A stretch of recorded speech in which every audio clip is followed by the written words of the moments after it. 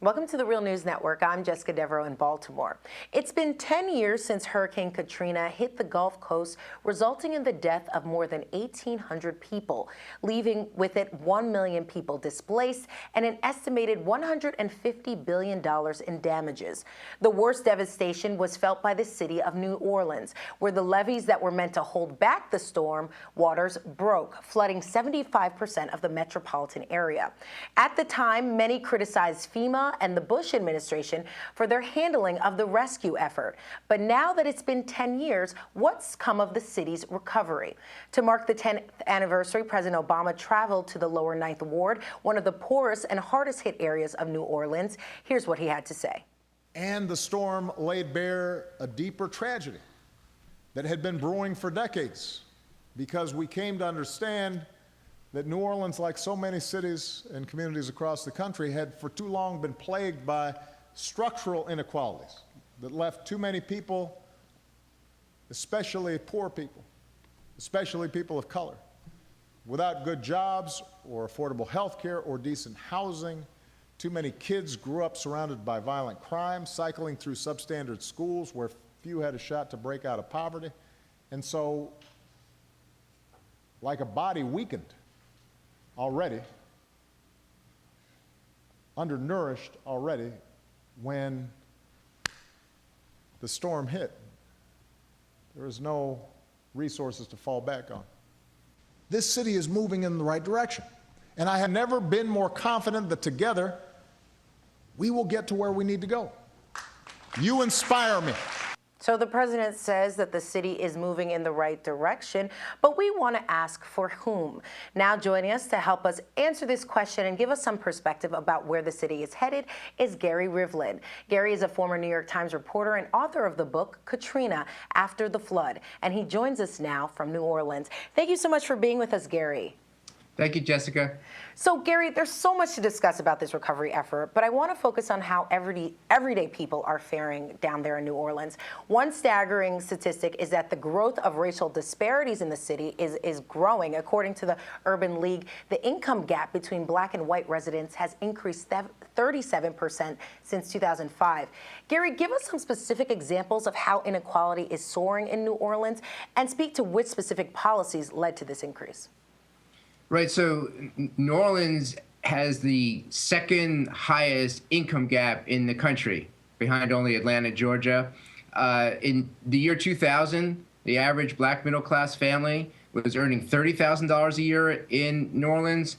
In 2013, that was down to $25,000 a year. They're going in the wrong direction. It's not only a wide gap, it's going in the wrong direction. And some of the reason that it's been an inequitable recovery is the lack of wealth in the black community compared to the white community. But it's a lot more than that. And the real tragic element here is that there were policies put into place that made it harder for African Americans to come back. Not just low-income people in the lower Ninth Ward, but the black working class, the black middle class, even the black professional class. You could look at Lakeview, a prosperous white community that was covered by water after Katrina. It's 100% back now 10 years later. Go to New Orleans East, it's 80% back. New Orleans East is a black, prosperous, professional class community. Then go to the 7th Ward, a black working class neighborhood, 50, 60% back after Katrina. And a lot of it comes down to this program called Road Home. Road Home seemed a miracle. It was $10 billion, the largest federal housing recovery program in U.S. history. It was supposed to help the working class and middle class rebuild. The problem is it wasn't based on the cost of rebuilding. It was based on the assessed value of your home before Katrina. So if you had a home in the lower Ninth Ward that was appraised at $70,000, maybe you got your $30,000 from insurance, you get another $40,000 in Road Home to make you whole up to $70,000, but it would cost you $150,000 to rebuild that home. So how are you going to rebuild it? Then go to Lakeview, a white prosperous community. A 2,000 square foot home is worth $300,000. You needed $200,000, $250,000 to build that home. They could rebuild their home. 5 years after Katrina, a federal judge said it's a racially discriminatory policy.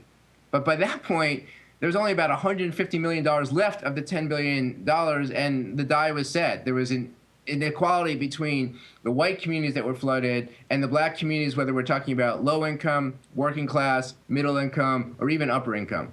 Okay, so from your observation and interviews with a lot of these community members, how do those groups feel? The ones, the black communities, you mentioned working class, lower income. How do they feel about the direction that the city is headed? And if they see it's not working in their interest, are they organizing themselves?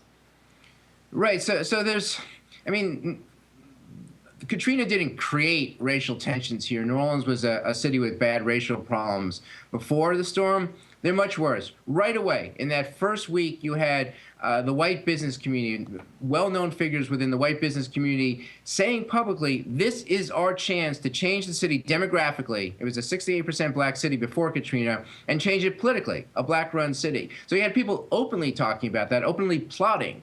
You know, this was an opportunity. The state took over the schools right after Katrina. 10 years later, they still are running the schools. The local school board is only running a few of the public schools here.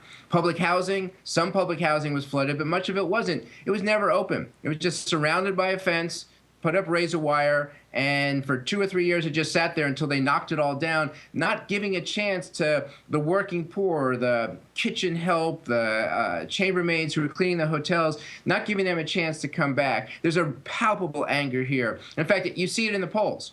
There's been several polls in recent weeks with the 10th anniversary of Katrina coming up, and you see a poll from LSU Manship School of Communications. 80% of whites say the city is going the right direction and is pretty much recovered. 40% of whites, 40% of blacks agree with that statement. There's a big divide in this city. All right, Gary, let's turn and focus on the lower Ninth Ward. As many people remember, it was clobbered after the levees broke, and it was home to many poor African-American families. But Gary, development seems to be stuck in the mud there. Only a third of the homes have been rebuilt, despite we have federal courts ordering the government to compensate the families who lost their homes. Just give us a quick the latest on the developments happening over there, and why is it taking so long to rebuild those homes?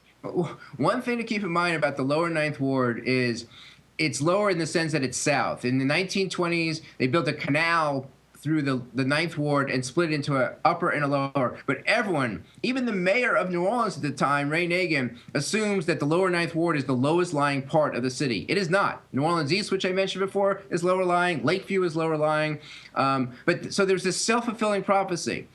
Most of New Orleans, flooded New Orleans, opened about 4 weeks, 5 weeks, reopened 4 or 5 weeks after Katrina. Not the lower Ninth Ward. 4+ months after Katrina, you still had National Guard soldiers with rifles letting no one, no resident. It was the last place in the city to get electricity, the last place in the city to get gas, last place to get water, last place to get FEMA trailers. The schools didn't want to, the school district didn't want to put a school there. Why? It's not going to come back. Forget it. Why would we waste our precious money on the lower Ninth Ward? So it was a self-fulfilling prophecy. They lost a year or two. Well, they had to just sort of justify their right to rebuild. And now we see that playing out. There's a lack of business there. In fact, the president yesterday spoke at the Sanchez Center. I was there when it was flooded. The Sanchez Center only reopened in May. So it took nearly 10 years to open the main community center there in New Orleans. There was FEMA money. The federal government was willing to pay for it. It just took 10 years for the city and the state and federal government to get around to rebuilding it. And so it's just a shame. This place that actually had a rich history.